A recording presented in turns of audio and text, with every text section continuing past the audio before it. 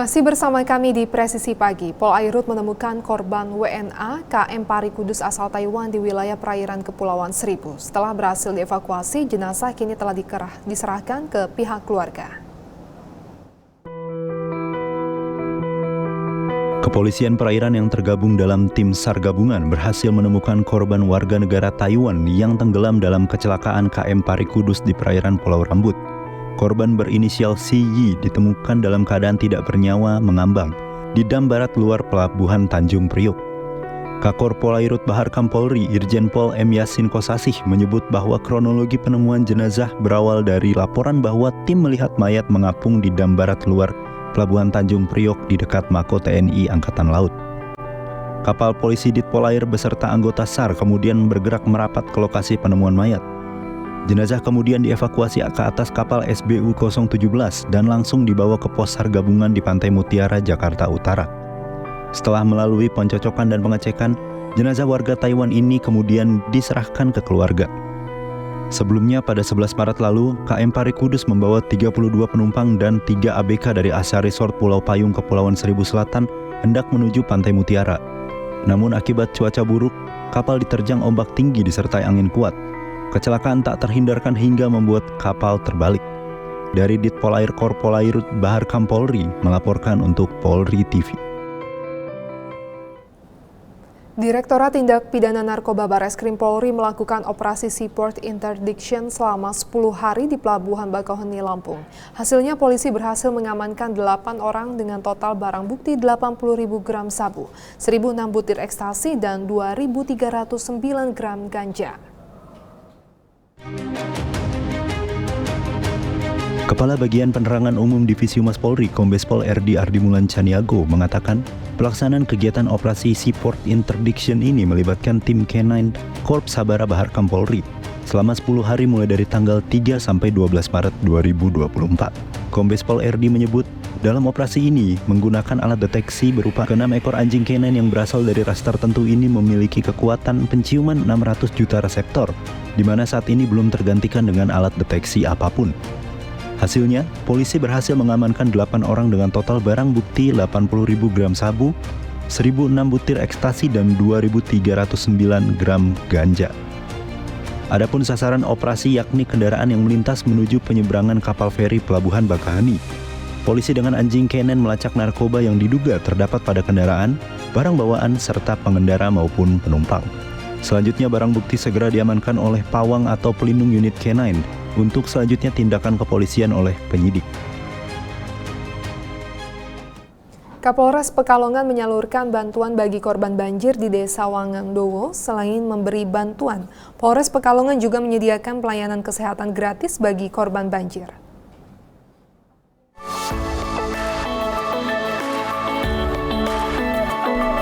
Sebagai wujud kepedulian terhadap warga terdampak banjir bandang di Desa Wangangdowo, Kecamatan Bojong, Kapolres Pekalongan AKBP Wahyu Rohadi bersama Ketua Bayangkari Cabang Pekalongan, Vinda Wahyu Rohadi, turun langsung memberikan bantuan kepada masyarakat yang membutuhkan. Bantuan sosial ini disalurkan melalui posko penanggulangan bencana banjir bandang di Desa Wangangdowo. AKBP Wahyu Rohadi menambahkan pihaknya juga menurunkan tim kedokteran dan kesehatan Polres Pekalongan yang bekerja sama dengan aparatur desa serta tenaga kesehatan dengan menyediakan posko pelayanan kesehatan secara gratis bagi warga yang terdampak. Sementara itu, Ketua Bayangkari Cabang Pekalongan mengatakan bantuan ini diharapkan dapat meringankan beban warga yang terkena bencana alam. Dari Humas Polres Pekalongan melaporkan untuk Polri TV. Polda Kalimantan Tengah bersama pemerintah Kota Palangkaraya menyalurkan bantuan kemanusiaan berupa 1.500 paket sembako kepada warga terdampak banjir di Kota Palangkaraya, Kalimantan Tengah. Pendistribusian bantuan sembako dipimpin oleh Dirbinmas Polda Kalimantan Tengah Kombes Pol Ebert Gunandar, mewakili Kapolda Irjen Pol Dr. Andes Joko Purwanto didampingi Kapolresta Palangkaraya, Kombes Pol Budi Santosa, dan PJ Wali Kota Palangkaraya, Hera Nugrahayu. Bantuan 1.500 paket sembako terdiri dari 1.300 paket sembako bantuan pemerintah kota dan 200 paket dari logistik Polda Kalimantan Tengah. Kabid Humas Polda Kalimantan Tengah Kombes Pol Erlan Munaji mengatakan bahwa sebagian wilayah Kota Palangkaraya sedang dilanda banjir yang menghambat aktivitas warga sehari-hari.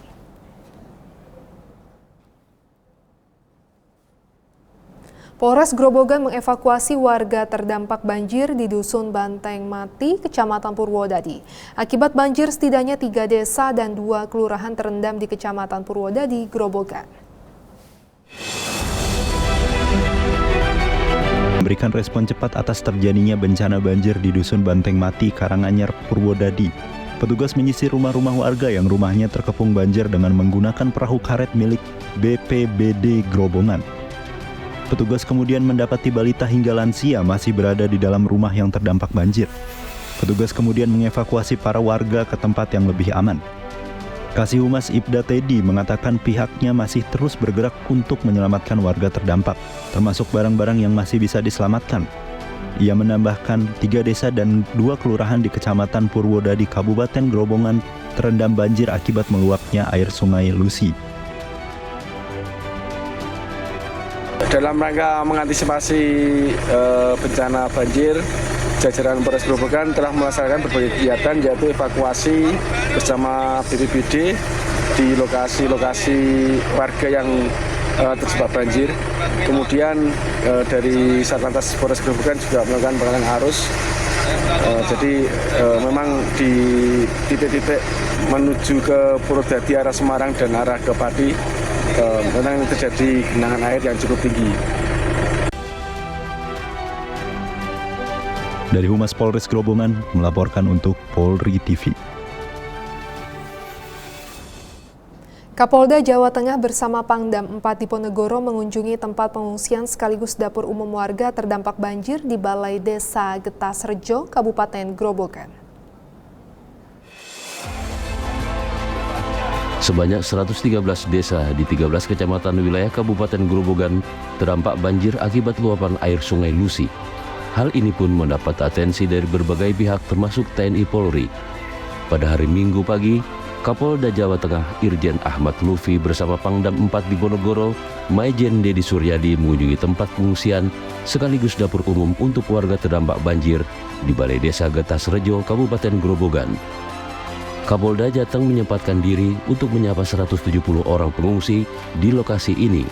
Menurut Irjen Ahmad Lufi, warga yang mengungsi adalah prioritas. Oleh karena itu, pihaknya melakukan pengecekan terkait pendistribusian bantuan, kesehatan, dapur umum, dan trauma healing. Kapolda Jawa Tengah bersama Forkopimda Grobogan juga menyerahkan bantuan berupa sembako pada warga terdampak banjir. Dengan program sudah menyiapkan pendistribusian bantuan maupun kesiapan ibu selama di pengungsian. Pangdam dan kami dan Kapolda sudah merintahkan Kapolres dan Dandim, kira-kira ibu kurang apa ngomong. Oke, bon. Itu yang pertama. Kemudian yang kedua, disyukuri masih selamat semuanya dan sehat. Oke. Terus kira-kira pengen gini terus apa pengen mulai? Nah ini di sini kok semuanya terang, nggak ada yang sedih, itu gimana ini? Kok gembira? Oh ya, nama? Betul apa? Pokoknya Bupati, Kapolres, Pak Dandim, saya dengan Pak Pangdam semuanya akan mengopeni apa kira-kira yang perlu, termasuk nanti antisipasi terkait dengan sungai-sungai bendungan kita yang kemarin jebol. Mau sak nyalakan siapa-siapa, berdoa yang penting ibu-ibu sekalian sehat. Sehat Bu? Semangat Bu? Senyumnya mana? Kapolda Jateng menambahkan, dari hasil pantauan udara menggunakan helikopter, terlihat aliran Sungai Lusi masih meluap dan mengalir deras. Sebagai upaya antisipasi, Kapolda Jateng akan segera menggelar rapat dengan Pangdam dan BNPB terkait langkah-langkah penanggulangan agar banjir tidak semakin meluas. Dari udara kita sudah melakukan pengecekan. Memang di sana ada sungai yang meluap ya. Kayaknya hari ini masih deras, yaitu Sungai Ulangnya apa? Sungai Lusi. Sungai Lusi ada 7 titik yang jebol. Antisipasi kita sudah koordinasi dengan Pangdam bahwa nantinya siang akan kita melakukan rapat dengan BNPB Jakarta.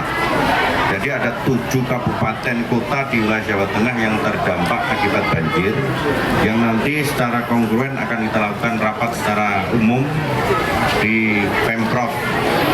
Oleh karena itu, untuk wilayah-wilayah kita yang terdampak diantaranya mulai Pekalongan Kota, Kajen, Grobogan, Demak, kemudian Kudus, Pati, Jepara, Blora. Semuanya akibat daripada curah hujan yang tinggi, kemudian drainase dan lain sebagainya akan kita lakukan belanja masalah. Tetapi yang prinsip bahwa pengungsi adalah yang nomor 1. Oleh karena itu, hari ini tadi kita lakukan pengecekan pendistribusian terkait dengan bantuan, yang kedua pengecekan kesehatan, dan yang ketiga adalah kesehatan daripada masyarakat kita, dapur umum dan lain sebagainya, untuk tidak terjadi trauma healing bagi anak-anak kita. Dan ini Selain di Kabupaten Grobogan, beberapa wilayah lain di Jawa Tengah yang terdampak banjir antara lain di Pekalongan Kota, Kajen, Demak, Kudus, Pati, Jepara, dan Blora. Dari Humas Polres Grobogan melaporkan untuk Polri TV. Tetaplah bersama kami, Presisi Pagi akan segera kembali.